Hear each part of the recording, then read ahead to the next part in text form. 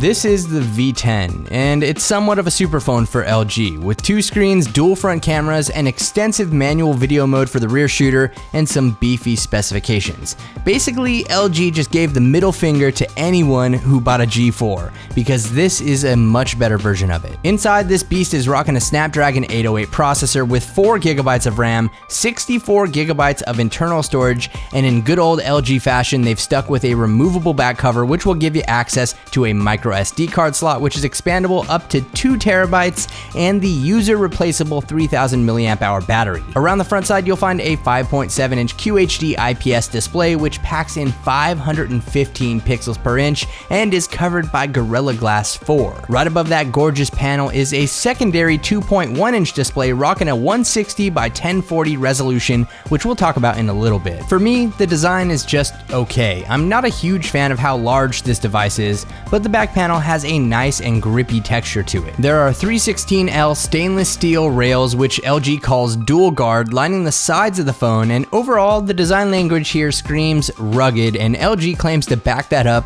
with military grade durability. So if you want me to subject this shiny new device to some torture tests to see how well it stands up, go hard on that like button to let me know. As far as software goes, this is exactly what you'd expect from LG. I'm personally not a fan of their Android skin at all. It's clunky, cluttered, and just a mess overall. What's interesting about the V10 are the wacky features it packs, and they're not all bad, but along the top end you'll find 2 front-facing cameras. Both shoot 5 megapixel photos, but one of them has an 80-degree field of view, while the other has a 120-degree field of view. I'm not sure why both of these are necessary, and it's pretty obvious that the wider angle is superior, but whatever, I guess 2 is better than 1. There's also a fingerprint sensor on the backside, which for some reason takes ages to set up. It seems to work pretty well in practice, but the setup process is an absolute nightmare, which I hope that future software updates will fix. The most notable feature with LG's V10 has to be its second display. The biggest thing this 2.1-inch screen has going for it are shortcuts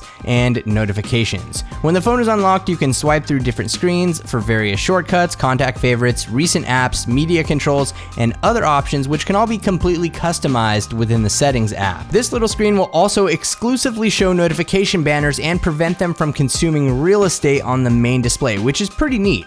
I did, however, notice a ton of light leak coming from that second display, but that could be an issue with my device. While the device is locked, there's not much the second display offers, but it's always on if that's important to you. It'll show your name, some status icons, and there's even a set of toggles for things like Wi-Fi, sound, enabling the flashlight, and a camera shortcut. But I guess this screen is useful. I mean, to be honest, it's damn near impossible to reach with one hand, and that's kind of a bad thing, and I haven't quite gotten used to it yet, but time will tell if this additional screen is worth the hype. On the backside of the V10, we have a 16 megapixel camera, LED flash, and LG's laser autofocus. Now, what's particularly interesting about this camera, and probably more so its software, is the ability to use full manual controls when recording video. So you can now control which microphones are being used, white balance, focus, ISO, shutter speed, and all while shooting up to 4K video resolution. And along with that, it packs optical image stabilization and digital stabilization to keep things buttery smooth. And if that wasn't enough, for all of you audiophiles out there,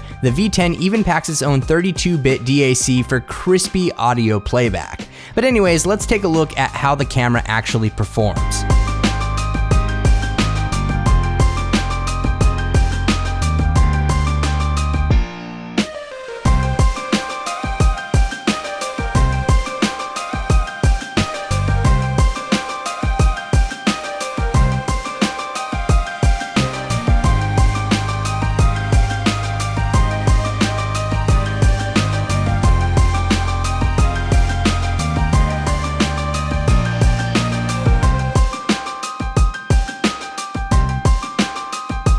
So in a nutshell, this is the LG V10. It's a very capable device that's packing features which make the G4 look like a joke.